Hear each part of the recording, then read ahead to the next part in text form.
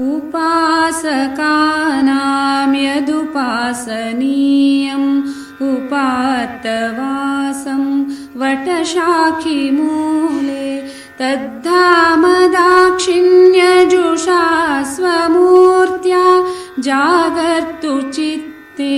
मम बोधरूपम् अद्राक्षमक्षीणदयानिधानम् आचार्यमाद्यं वटमूलभागे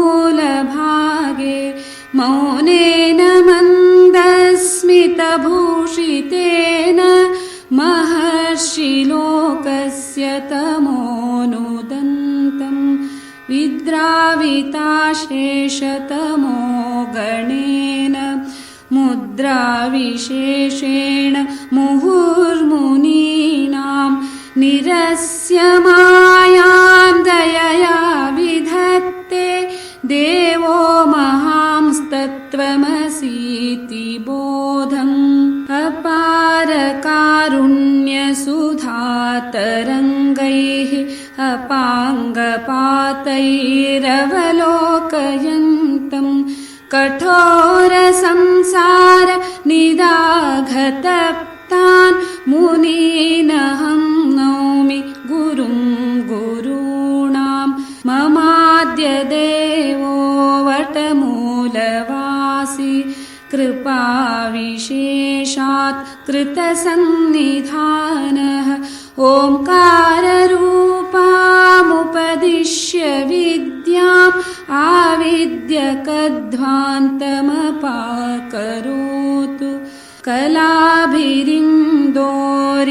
कल्पिताङ्गं मुक्ताकलापैरिव बद्धमूर्तिम् आलोकये देशिकमप्रमेयम् अनाद्यविद्यातिमिरप्रभातम् स्वदक्षजानुस्थितवामपादं पादोदरालङ्कृतयोगपट्टम् अपस्मृतेराहितपादमङ्गे प्रणौमि देवं प्रणिधानवन्तम् तत्त्वार्थमन्तेव सतां वृषीणां युवापि यः सन्नुपदेष्टुमीष्टे प्रणौमि तं प्राक्तनपुण्यजालैः आचार्यमाश्चर्यगुणाधिवासम्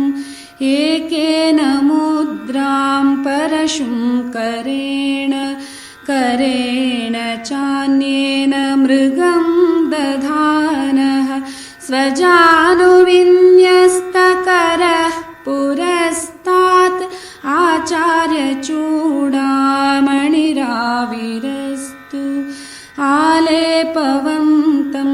मदनाङ्गभूत्या शार्दूलकृत्या परिधानवन्तम् आलोकये कञ्चन देशिकेन्द्रम् अज्ञानवाराकरवाडवाग्निम्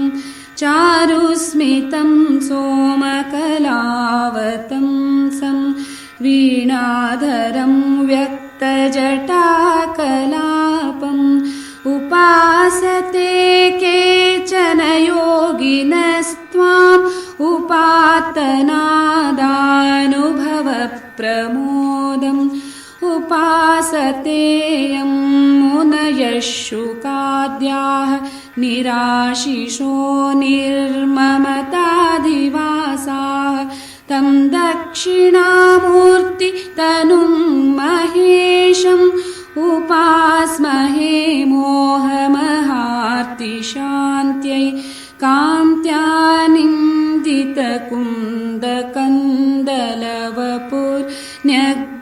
कान्त्यानिन्दितकुन्दकन्दलवपुर्न्यग्रोधमूले वसन् कारुण्यामृतवारिभिर्मुनिजनं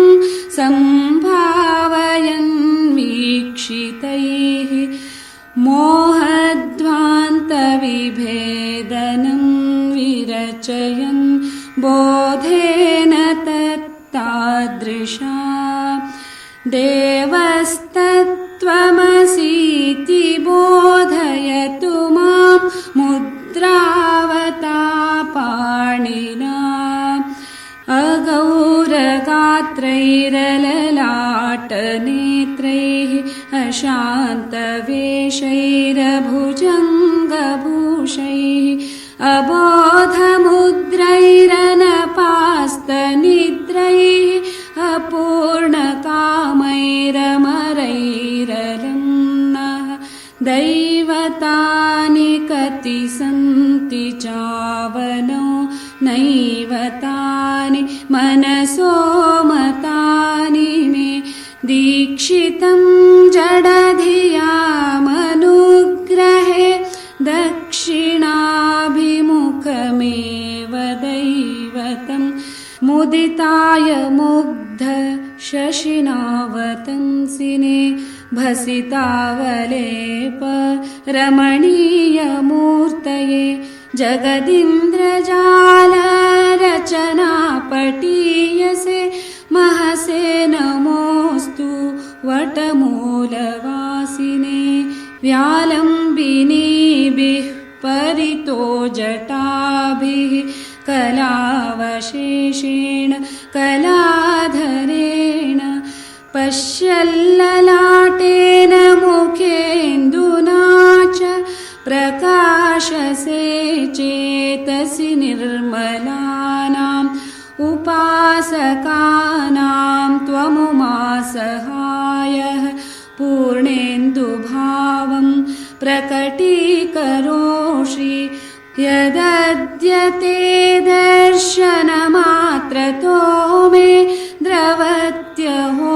मानसचन्द्रकान्तः यस्ते प्रसन्नामनुसन्दधानो मूर्तिं मुदा मुग्धशशाङ्कमौलेः ऐश्वर्यमायुर्लभते च विद्याम् अन्ते च वेदान्तमहारहस्यम् अन्ते च वेदान्तमहारहस्यम्